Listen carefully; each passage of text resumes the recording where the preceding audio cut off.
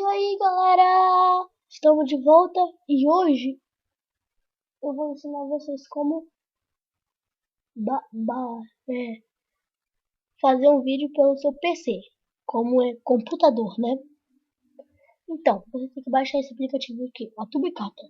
Depois que você baixar, você vem aqui no Tubicaster e tem esse negocinho aqui, aí você vem aqui, aí você aperta aqui, minimizar ou start. Aí depois você vem aqui, select from e localiza sua tela, onde você quer que vá. Aí depois você vai aqui e aperta Start, tá o negócio aqui. Aí aqui, você vem aqui, ó, Audio Record. Aí você aperta Capture Audio From. Aí você tem como fazer esse negócio. Eu tô no MP3, né?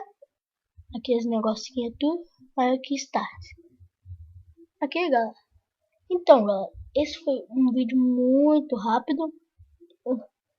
Então eu vou terminar por aqui. Hello e tchau!